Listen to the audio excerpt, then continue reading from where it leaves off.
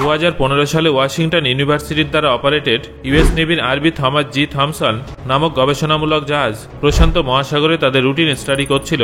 তখনই আমেরিকার পশ্চিম উপকূল থেকে প্রায় 80 কিলোমিটার দূরে তারা হঠাৎ খারাপ আবহাওয়ার একটা সিগন্যাল পায়। বাধ্য হয়ে তারা জাহাজটাকে সেখানে হল্ট করে রাখে। সেই সময় জাহাজের সাউন্ড ডিটেক্টরগুলো সমুদ্রের মধ্যে কিছু বাবেল ডিটেক্ট করে। প্রথমে তাদের মনে হয়েছিল যে সেগুলো সাধারণ মিথেনের বুদবুদ ছিল, যেগুলো সেই অঞ্চলে সমুদ্রের ভিতর থেকে লিক হওয়াটা ভীষণ সাধারণ একটা ব্যাপার। আপনারা হয়তো শুনে থাকবেন যে অনেক ওশান সাবমার্সিবল যেগুলো কোনো সাবমেরিনের মতো জলের ভিতরে গিয়ে এক্সপ্লোর করে, সেগুলো আমেরিকার পশ্চিম উপকূল জুড়ে এই ধরনের মিথেনের বাবেল ডিটেক্ট করে থাকে। এটা ভীষণ সাধারণ একটা ব্যাপার, কিন্তু তাও এই ব্যাপারে নিশ্চিত হওয়ার জন্য আরবি থমাসের ক্রু মেম্বাররা সেই বাবেলগুলোকে ডিটেলসে স্টাডি করার চেষ্টা করেন এবং ফলাফল যেটা বেরোয় তাতে তারা অবাক হয়ে যায়। কারণ এই বাবেলের মধ্যে শুধুমাত্র মিথেন নয়, বরং এমন অনেক মিনারেল ছিল যেগুলো সাধারণত মিষ্টি জলে পাওয়া যায় এবং যেগুলো সমুদ্রের মাঝে খুঁজে পাওয়াটা প্রায় অসম্ভব ছিল। তাই এখানে একটা বড় প্রশ্ন উঠছিল যে তাহলে এই পদার্থটার উৎসটা ঠিক কী? এই বিষয়ে পরীক্ষা করার জন্য জাহাজে উপস্থিত ওশানোগ্রাফি এক্সপার্ট ব্রেন্ডন ফিলিপ তার টিমের সহযোগিতায় তাদের রোবটকে সমুদ্রের পৃষ্ঠের দিকে পাঠায় এবং তারপর তারা যে দৃশ্যটা দেখতে পান সেটা ভীষণই অদ্ভুত ছিল।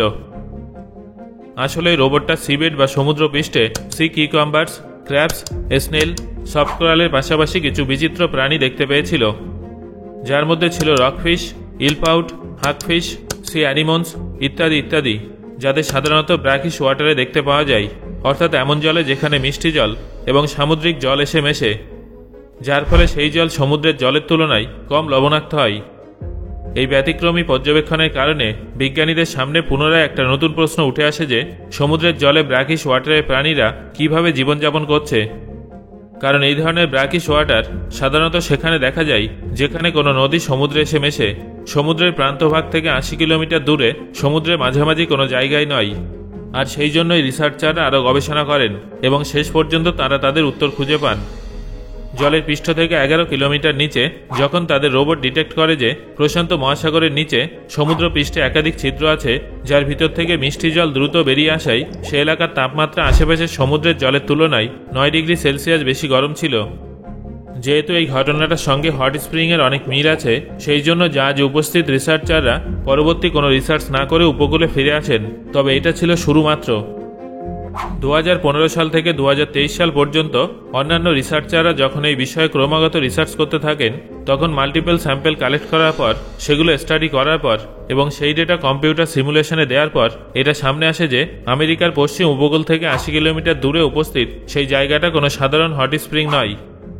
রিসার্চারদের বক্তব্য ছিল যে এই ঘটনাটাকে গম্ভীরভাবে নেওয়া উচিত, কারণ এটা ভবিষ্যতে সেই একই রকম ভয়ানক পরিস্থিতি তৈরি করতে পারে যা আজ থেকে 300 বছর আগে ঘটেছিল। আসলে বন্ধুরা, আপনারা অনেকে হয়তো এই ব্যাপারে জানেন না যে 1700 সালের 26শে জানুয়ারি কানাডার ভ্যানকুভার আইল্যান্ডে এখনও পর্যন্ত সংঘটিত সবথেকে ভয়াবহ ভূমিকম্প হয়েছিল। এই ভূমিকম্পের তীব্রতা ছিল 9.0, যার কারণে বিধ্বংসী সুনামি সৃষ্টি হয়েছিল এবং ভ্যানকুভার আইল্যান্ডের পাচেনাবে রিজিয়নে উপস্থিত প্রত্যেকটা বাড়ি এবং সেই বাড়ির প্রত্যেকটা সদস্য সেই সুনামিতে ভেসে গিয়েছিল। যখন এই সুনামির লবণাক্ত জল আমেরিকার অরিগন এবং ওয়াশিংটন রাজ্যের ঘোস্ট ফরেস্ট পর্যন্ত পৌঁছে যায়, তখন সেখানকার সমস্ত গাছপালা চোখের নিমেষে শেষ হয়ে যায় এবং আজও সেখানে ওই সমস্ত গাছপালার শুকিয়ে যাওয়া ডালপালাগুলো দাঁড়িয়ে আছে। বন্ধুরা, এটা তো আমি আপনাদের শুধুমাত্র উত্তর আমেরিকা মহাদেশের কথা বললাম। 1700 সালে সংঘটিত ভূমিকম্পের প্রভাব এতটাই মারাত্মক ছিল যে সেটা উত্তর আমেরিকার পশ্চিম উপকূলের পাশাপাশি সেখান থেকে 7340 কিলোমিটার দূরে উপস্থিত জাপানকেও ছাড়েনি। সেই বিপর্যয়ে কমপক্ষে 20,000 মানুষ প্রাণ হারিয়েছিল। এই 7000 কিলোমিটার দূরে হওয়া ভূমিকম্পের কারণে জাপানকেও 40 মিটার উঁচু সুনামির সম্মুখীন হতে হয়েছিল, যার ফলে কয়েক মুহূর্তের মধ্যে প্রায় 20,000 মানুষ প্রাণ হারিয়েছিল। কিন্তু সেই সময় কেউ সেই সুনামির পিছনে থাকা কারণটার কথা জানত না। সেই জন্যই সুনামির নাম দেওয়া হয় দ্য অরফ্যান সুনামি।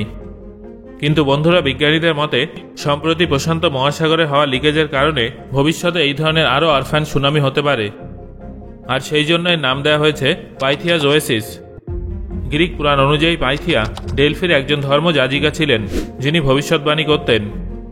তবে সম্প্রতি যখন এই বিষয়ে গবেষণা করা হয়, তখন এই কথাটা সামনে আসে যে তিনি যে জায়গায় বসে ভবিষ্যৎবাণী করতেন সেখানে উপস্থিত শিলার ফাটল থেকে ইথেন, মিথেন এবং ইথিলিন গ্যাস রিলিজ হতো।